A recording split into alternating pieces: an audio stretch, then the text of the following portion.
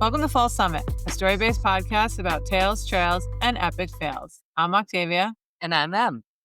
For those of you just joining, we're going to bring you 2 stories and our thoughts on the tales, ending with trail mix, where I will bring you 3 songs, then trail etiquette and other shit by you. By me. How are you doing today, Tave? I'm doing great. I have a big presentation on Thursday that I'm preparing for, and it's giving me lots of anxiety. Amazing. What's the presentation about? It's about moving from one warehouse to another warehouse, but there's like... Sounds boring. I'm it's done. super Sorry, boring, but also the logistics are insane. And now I have to set up this meeting where I'm running it, and 7 other people are going to be in the meeting that I'm running, and I've never done this before, and I feel like I'm going to puke a little. Oh, that's fine. I feel like are good when you get into those situations. Yeah? Yeah. Maybe like in hindsight.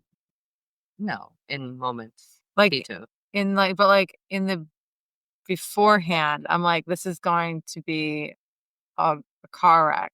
Sure, but if you've ever heard the one person that I'm thinking of specifically that's going to be in the meeting, one of the people that's going to be in the meeting, I've heard them run meetings. Yeah. And you cannot be worse. Oh, so okay. You can only be better. That's nice. I think I'll be fine. I'm preparing. I have an agenda, and I'll throw up before I go in. And I got advice, very good advice, that was just read the first part of what we're going to be going through today, and then let everyone else talk, basically, and kind of direct them toward the subjects that we want to be talking about. But I don't know. We'll see what happens. It's a lot of work. Yeah. I'll be fine. But how are you doing today? I'm good. My friend at work gave birth today. Wow. A new life. A new life. It's so exciting. An Aries baby. So yeah, she has her hands full. Yeah. So yes, they have 2 children now, a 2-year-old and now a newborn. So that's exciting. Sounds like my worst nightmare. Yeah. I mean, we have one she's kid. the same age as you. So, but the name they chose was really sweet, and it's from the Gaelic mythology, and it signifies the sea. Do you know how long she was in labor for? I don't know how long. I mean, we have the one kid. I can't imagine having now 2 kids, both under 5. It means you're wiping lots of butts. Yeah, but that's better, I think, than having a kid Adriana's age and then a kid that's a newborn. Oh, I agree. Once she turned 5, I was like, I'm done. It has to be 5 and on. Yeah, or 6. I mean, 6 is fine. 6 is fine. But once they get up to 8, 9, 10, like how she is now, no. Now I'm like, this is comfortable. We can leave her home alone for short periods of time. She, gets her own whatever 99% of the time, unless she's bossing me around, asking me for stuff. We can have an actual conversation. But yeah. Yeah. That's it. That's exciting. That's exciting. That means that work is going to be interesting for the next 2 months. Yeah. So, what do you think these tariffs that are happening right now? What do you think these tariffs? Yeah. Taxes. What do you think of them? Oh, what do I think of them? What do you think of these tariffs? That's what I said. Oh, yes. I don't want to be tariffed. I don't either. Yeah. Okay, so here's my thoughts on it. So we our government has put tariffs on the world, from whatever countries he listed on his little agenda. And then China decides, oh, you're putting a tariff on me, so we're going to put a tariff on you. And then we're like, American government's like, oh, but we're going to put an even bigger tariff on you because you put a tariff on us. I feel like we're watching children in a sandbox, fighting over, I don't know, toy trucks or whatever. Yes, it's giving I failed Econ 101, but I passed Vibes 101. It's bad. Absolutely insane. I don't know what to think about it at all, except for it's not great. It's bold. It's confident. It's It's a delusional. mistake. It's delusional. It's so bad. It's also making me worried, like, what's gonna happen now that prices are gonna obviously go up, which is the opposite of what he promised. Right. And Like, well, the point he's trying to get America to bring back manufacturing. That's what he's saying. That's right. what he's quote unquote saying. But that's kind of like saying like we're gonna bring back Blockbuster by Oh, charging Netflix a late fee. yes. Yeah. Again, delusional. Yeah. That's a really good analogy, actually. And also, like, get ready to pay $87.99, $88 for a pair of socks. Let's Why go. why that expensive? I don't That's know. are these socks made out of, like, silk that's been procured by, like, tiny little elf fingers or something? Yeah, made in America, sort of. Oh my god. But, uh, but even if it says it's made in America, it's not always made in America. Right, that's why I said sort of. Yeah. So, like, you buy something at the store that says it's made in America, it doesn't necessarily mean that all the parts from that are in the thing are actually manufactured in America. They could have assembled it in America, and then they can just say it was made here. Right. So then these companies still have to charge more for the item because they're buying the whatever parts from other countries. I don't know. It's craziness. Nobody spend money. Save all your money unless it's for food and And, housing. and honestly, like, if any of this, like, it should be about protecting the American worker, right? Yeah. None of this is about that. No, or instead they're firing all the American workers. Right. All the state jobs. We have a podcast about hiking, and I know we talked about this already, but they defunded the National Park Service Yeah. and fired a bunch of people. And now they want to, oh, but we want to do tariffs so that we can have more jobs in America, more manufacturing jobs. What about the people that already had jobs Right. and that lost them? I mean, and that's just one department. Yeah. And I mean, if he decides to hit all imports, if he decides to hit all imports with the universal tariff that he's talking about, he's making it seem like the United States isn't the one that's going to pay. But Yeah. like, it's not China, it's not Mexico, No. it's you, me, and anyone who's Yeah. ever tried to buy a pair of cheap sneakers. Yeah. People that can't afford like American made because they're, 50% more. I don't know. It's an economic fever dream. It's insane. Anyway, I know we don't usually get into politics on this podcast, but We do that often. we not that often. Kate, you always Yeah, a little bit. But I'm just so annoyed today that I had to vent a little bit. It's insanity. Yeah, I guess we do talk about politics all the time. Yeah. Well, anyway, do you want to get into what we're talking about today? Yeah, Our I do. stories. Story number 1 is called Blizzard in the Desert. Ooh. Wait, I'm confused. A blizzard is in the desert. Yeah, guess we'll find out. Okay. Okay. Ready? Yes. It was supposed to be one of those trips, the kind where everything's planned out, the weather's chilly but manageable, and your biggest concern is which scenic spot you'll enjoy your morning coffee. My wife and I had landed permits for a bucket list hike tucked deep into a side canyon of the Grand Canyon. You've probably seen photos, the surreal turquoise waterfalls, red rock cliffs glowing at golden hour, and campsites that look like something out of a dream. It was February, which meant colder temps, sure, but the forecasts were showing low 40s at night, not ideal, but nothing a decent sleeping bag couldn't handle. We packed accordingly. Layers, but not Arctic grade, warm socks, but not full-on snow boots. The trail was long, about 12 miles from the rim down to the campsite near the falls. But that's part of the appeal. It weeds out the casual tourists. You have to earn this place. We descended into the canyon with about 24 other hopefuls, all of us buzzing with excitement. The waterfalls were every bit as magical as we'd hoped. We set up camp, took a dip in the icy water, because how often do you get to swim in a natural pool at the base of a red rock waterfall? and settled in for what we thought would be a few days of peaceful desert bliss. That night, everything changed. At first, it was just a wind shift, nothing dramatic. But by 2 a.m., the temperature had plummeted far below anything we'd prepared for. We woke up shivering, our breath forming visible clouds inside the tent.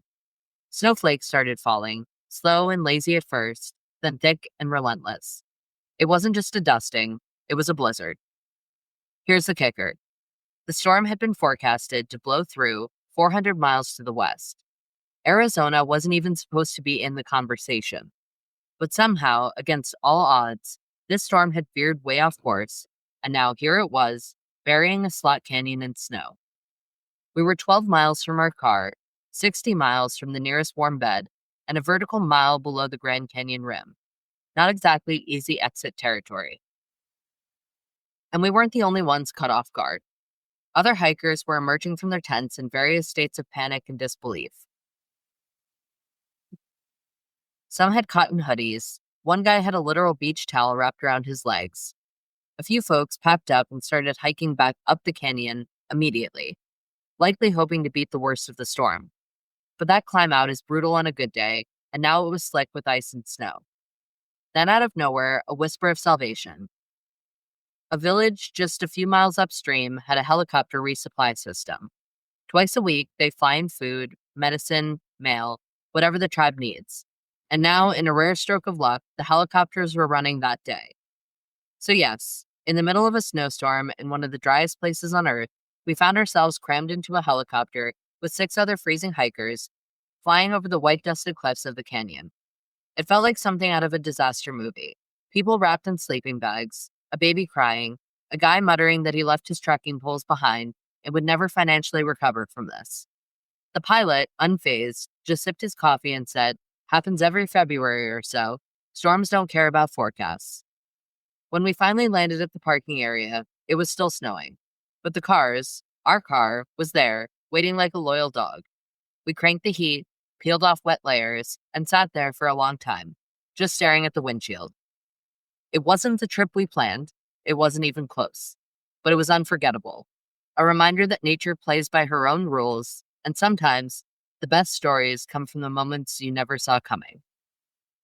That's hysterical. The helicopter pilot, he's like, "You dumbasses." Just sipping his coffee. That's wild. Have you ever wanted to go to a place like that? The Grand Canyon, for Yeah. sure. Well, yeah, but I mean, okay, so here's a story about the Grand Canyon. Great. My family went to the Grand Canyon when I was a teenager. Uh-huh. I was not invited because I was a teenager. Oh, yeah. You were a little... I was a jackass. You were not great. No, I was not. I did not get to go. And so now I rub it in my mom's face whenever I can about how she took my little brother and didn't take me to the Grand Canyon. That's not fair. And they rented a camper and everything, and they did the whole, like... Would you have wanted to go at that time, though? Probably not. Yeah. I It's was just an in asshole. retrospect. I know. In retrospect, I would have liked to have been made to go dragged. Are you kidding me? She didn't want to deal with my face. Oh, I had the worst faces. So grumpy. You were something I was else. a hellion. Grumpy little bitch. Have you ever been to the Grand Canyon? And No? I would love... All right, we're going to have to make a plan to do that. Yes, you have mentioned that on almost every episode. Almost every episode. You have mentioned Mojave that. Desert. Yes, Also. that is. You've also Where I mentioned can that. fulfill my prophecy. Oh my god. My prophetic dreams are Yeah. coming true in Mojave Desert. I know. Well, I've looked at the forecast and it's been like, oh, this is what the weather's going to be like today. But it's never been so drastic as to have a blizzard come out of nowhere like that. No, I've never experienced that also. No. And I don't wish to. But I mean, the helicopter pilots seemed to think it was like a regular occurrence. So, Right, but why didn't they know that then? Yeah. That could be a possibility. I mean, I guess lesson is don't go there in February. That doesn't sound pleasant anyway. Why would you do that? People like to hike in all temperatures. I understand, but if I'm going to see the Grand Canyon, I want to see it in like early spring, late spring. Yeah. Or fall. Or fall, maybe. I don't know what Sure. how hot it gets there. I'm I don't want to assuming do it in the summer. That's for no, sure. no, that sounds awful. That sounds bad. Yeah. Arizona gets hot. Does it? I've never been to Arizona. Have you ever been to Arizona? No, but I would like to. That's on our list, I think. My mom really liked Arizona and New Mexico. I want to go to New Mexico. What do you think about the story? I liked it. I thought that it made me want to go on an adventure. It made me question whether or not I will ever get to see the world. I think yes. Yeah. Also, I think I mean we did 12 miles in when we went to the French Alps on the one day Uh-huh. that we went on the hiking trip. 12 miles is a good ways. Yeah, for sure. It's not terrible though. Yeah, but I'm also reading Lord of the Rings right now, Yeah. and like they're walking like they must be walking like Oh, 40 miles a day. like they're dusk to dawn. I mean, Yeah. besides the 18 meal breaks. Yeah, they take a few meal breaks. They take Yeah, second breakfast. yeah, they take their little nappies. Wait, do they have second breakfast in the book as well as the movie? On some days. On some Okay. days they But don't they have do their talk about rations. that. They talk a lot about food. Hobbits like their food. For everyone that isn't aware, Em is reading the Lord of the Rings book It's one. magical. Yeah.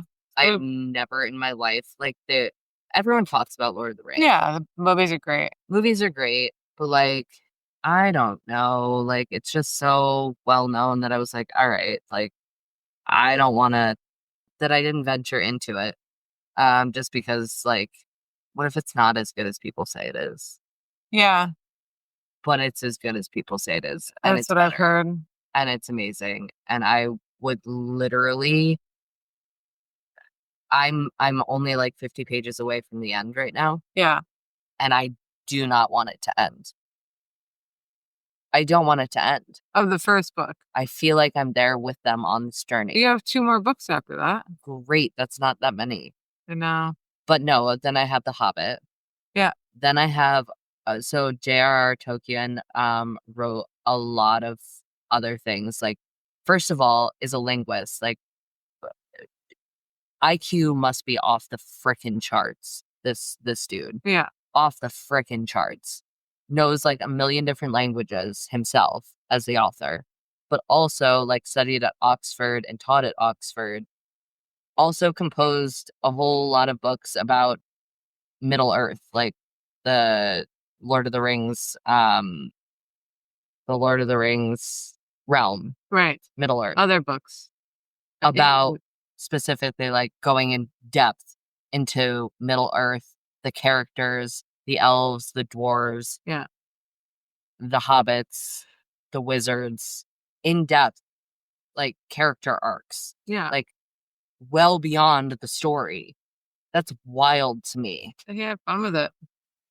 That's wild. So I have so much more to discover. Yeah. Also a devout Catholic and was good friends with C.S. Lewis, who wrote the Chronicles of Narnia, who was a devout Christian. So a Catholic and a Christian walk into a bar, like Right. that kind of Exactly. thing. Well, Darcel, who is a born again Christian, did a lot of listening to C.S. Lewis, which I found interesting because C.S. Lewis, to me, I know C.S. Lewis from the Chronicles of Narnia. Right. To Darcel, she knows C.S. Lewis from like the screw taped letters or notes on Christianity, Right. like the religious writings. So he has like books about it? Yeah. Interesting. Yeah. I didn't know that. All right. Well, you want to read our second story? Yes. Sorry. Are you ready for our story number 2? Story number 2 is called Honeymoon Detour. Oh, no. Yeah. So our first couple got stranded. Let's see what happens to our second couple. This is a couples podcast brought to you by a couple of crazy people. All right. For their honeymoon, they chose Argentina. Not for the wine or the tango, but for the mountains. More specifically, the jagged peaks and glacial lakes, a place that looks like the Alps went on a vacation and never came home. The plan was simple. A casual day hike to celebrate their first week as newlyweds. Just to walk up a mountain, a few panoramic selfies, and back in time for dinner. The hike up was golden, literally. The late spring November sun poured over the landscape like honey.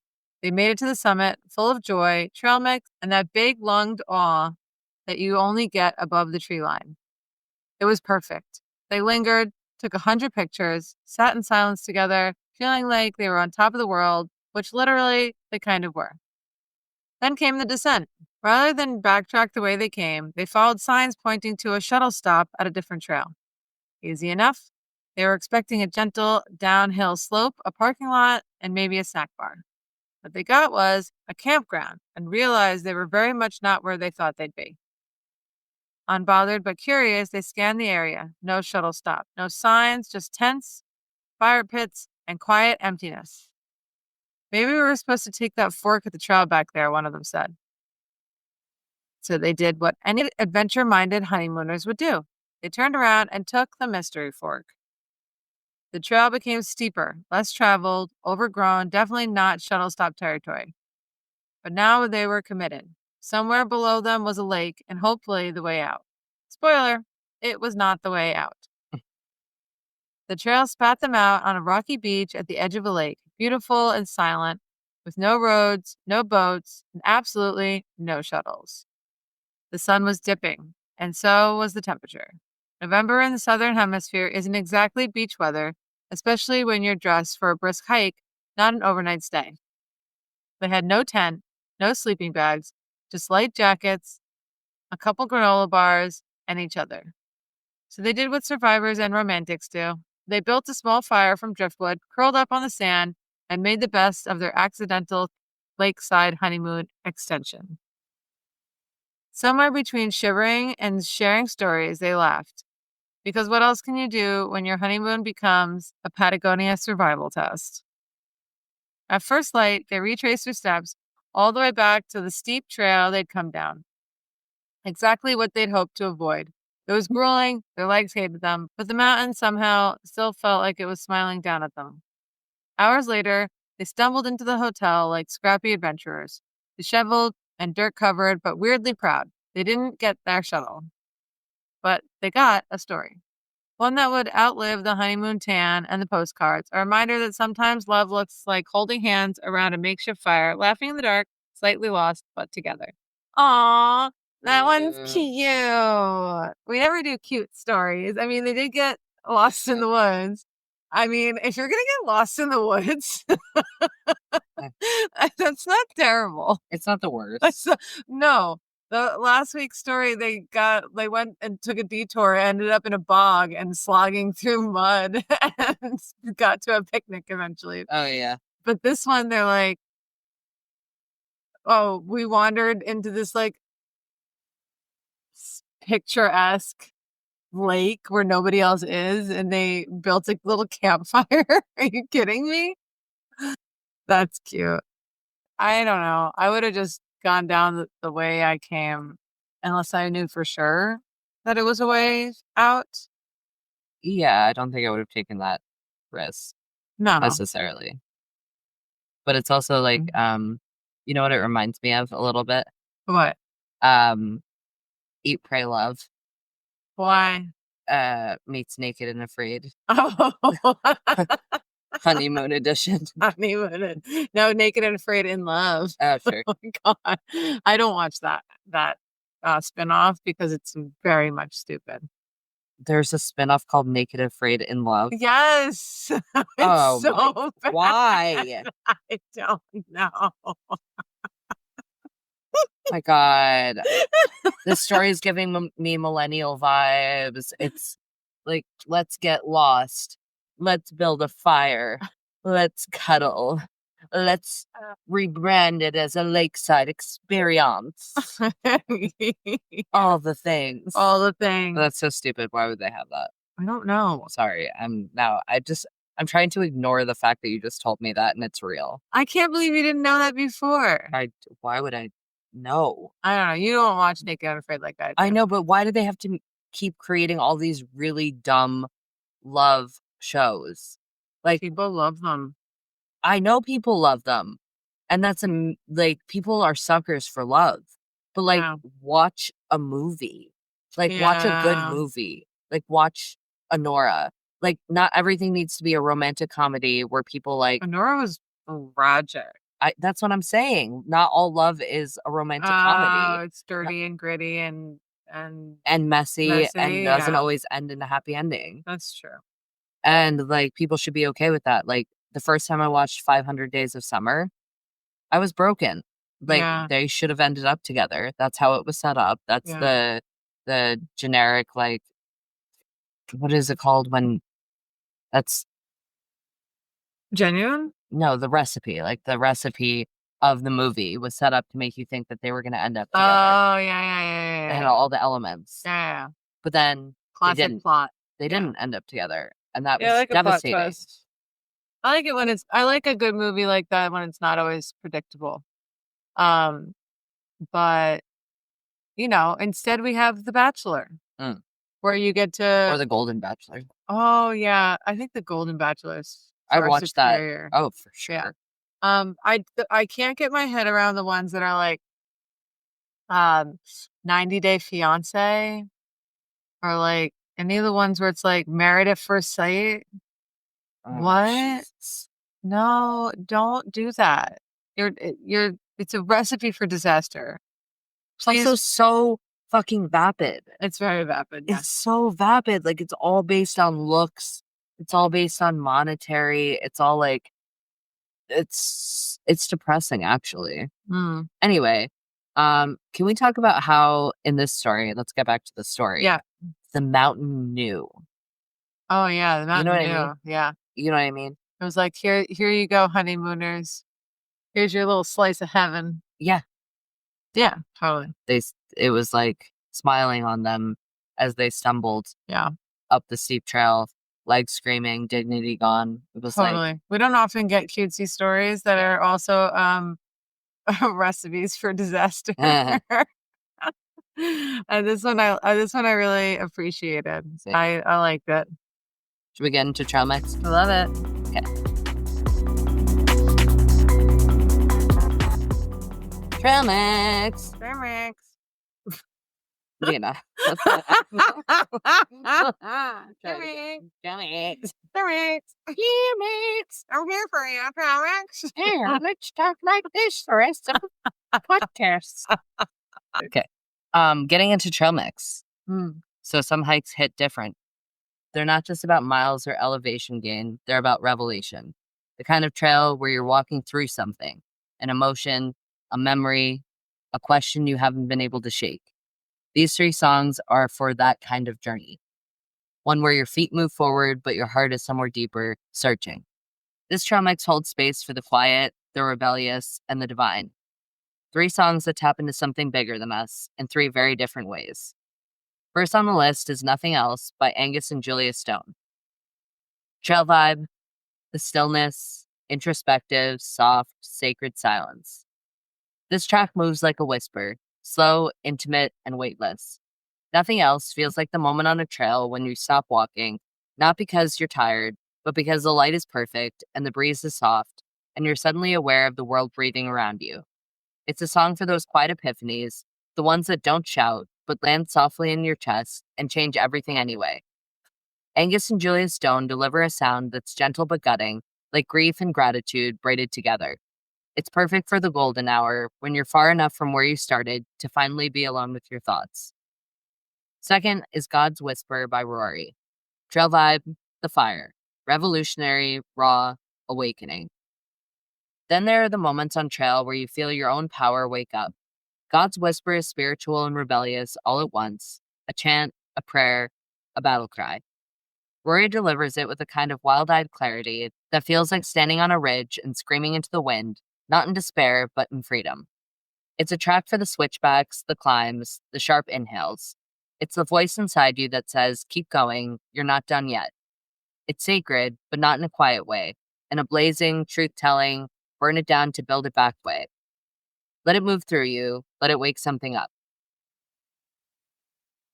Third is Because the Night by Patti Smith. Trail vibe, the pulse, fierce, romantic, untamed. And then there's Patti. Because the Night is a love song, sure, but it's also a declaration of wildness. That electric guitar, her iconic voice, It's desire with a backbone, passion with grit. This is a song for night hikes, for city trails, for walking alone under neon signs or starlight, when the world feels charged and every breath tastes like potential. It's the rebel heart of the mix, messy, bold, alive. It's for the ones who love hard, fight harder, and know that even in darkness, they carry their own light. I would say, Tave, this is like a trail mix for the soul in motion. That's what I wrote out. A trail mix for the soul in motion. So the soft inner reckoning is Nothing Else by Angus and Julia Stone. The call to rise is God's Whisper by Rory. And the bold longing for more is Because the Night by Patti Smith. Love that. So all in all, put it on, step out, let the music lead you somewhere new inside yourself. Oh, I love that. Thanks. Thank you for that. You're welcome. Are you ready for a trail etiquette and other shit? Mm-hmm. We're going to talk today about tents, tarps, and bivvies. What are bivvies? I don't know. Okay. Let's find out. Let's find out. Together. On trail etiquette and other shit. And other shit. Here are your choices for a home away from home. What are my choices, Dave? Modern camping shelters offer something for everyone. From comfort-seeking base campers to minimalist backpackers, here's a breakdown of popular options and their pros and cons. Tents. Tents are fully enclosed structures, supported by poles, usually with a detachable rain fly for weather protection and ventilation.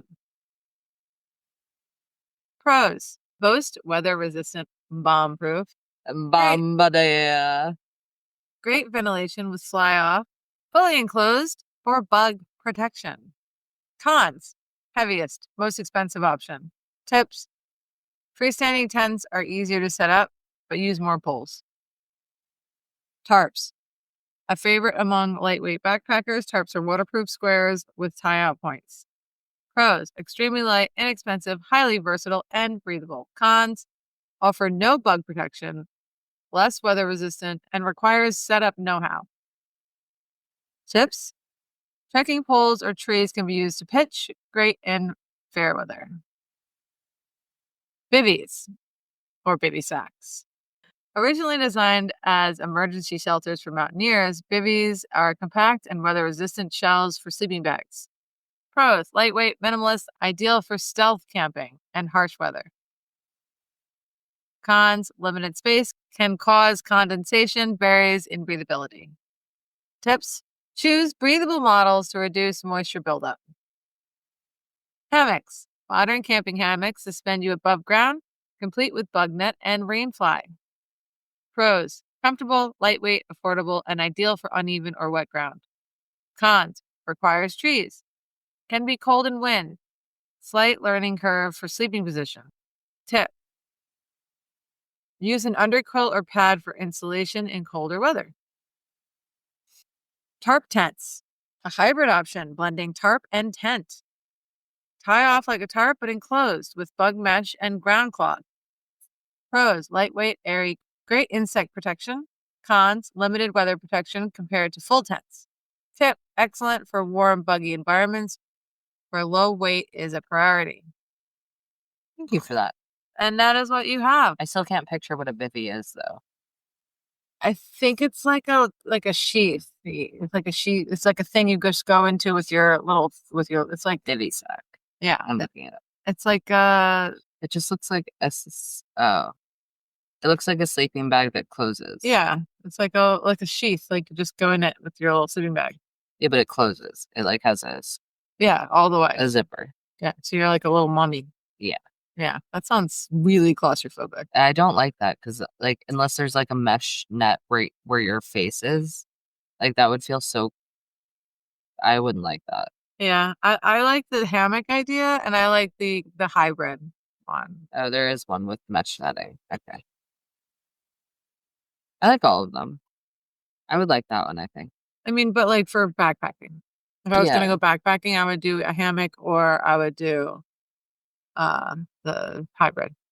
Yeah, but bugs really bother me like a lot. Like mosquitoes buzzing in my ear really bothers me. And you would do the hybrid if you were backpacking. No, I would do the bivvy because then I would still have my comfortable sleeping bag. with a Okay. pad underneath. And then I would not have the mosquitoes. I think I would still do the hammock. You'd be okay with mosquitoes biting you all night. No, they have mosquito nets. I'll just put a mosquito net over me. Okay, well then, Have any final thoughts? I like both our stories. I thought that I definitely want to go to a desert location. I want to go see the Grand Canyon. Let's go. Let's Yes. go to Joshua Tree. Let's see some saguaros. I don't think that what? I just want to see cacti. Um, Joshua Trees in California, in the okay. Mojave Desert and Mm, Colorado Desert. okay. So you want to go to the Grand Canyon and also to California. And New Mexico. Hmm. Yep. Do you have any final thoughts? I would like to go to Argentina. That sounded real pretty. It did sound. Yeah. Have you ever been to Argentina? No. I've never been to a South American country. No, me neither. But I would like to go now. Yeah. I would also like to go to Peru Yeah. Same. and Nepal. Yep. You're just gonna list places you want to go. I would like to go see the Galapagos Islands. Yeah. New Zealand, I'd like to go back. Thailand, I want to go to Thailand. Yeah. Tokyo. Yeah. I want to go back to Greece, That was fun. Spain. I want to go to Italy. Karina's going to Italy in June. Is she? Yeah. Okay. Right after Fitting her we're back. going to Ireland.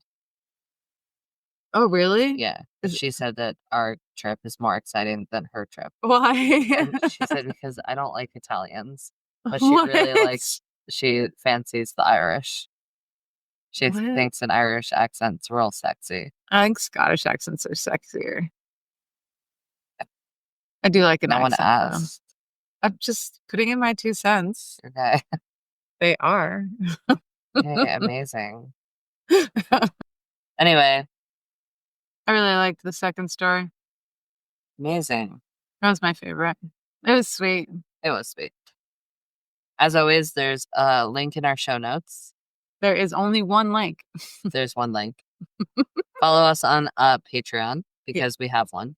Yeah. And you should follow us for bonus content and music The music. and fun times. And fun times. Yes, you get to see us even more unhinged. So come hang out with us on Patreon. Check out our merch. We have lots of stuff on there. We're gonna come out with some new slogans soon. I'm working on them diligently right now, so it should be fun. Yeah. That's it from us crazy people at Fall Summit. Where every mountain is just one more, almost there. If you enjoyed today's episode, please rate, review, and subscribe. And if you didn't enjoy it, well, maybe that's your epic fail for the week. Thanks. Thank you. No, thank you. But if you've got any questions, stories, or trail fails of your own, hit us up. Email us at fallsummit.pod@gmail.com. Make sure to put in that dot between the summit and the pod. Without it, it's not sending it to us, and you're shut out of luck. So, Yep. find us on Instagram at Fall Summit, also on YouTube. So, we'll be back next week with more tales of misadventures and questionable decisions. Until then, happy trails. And don't fall off cliff. Thanks for that advice. See you out there.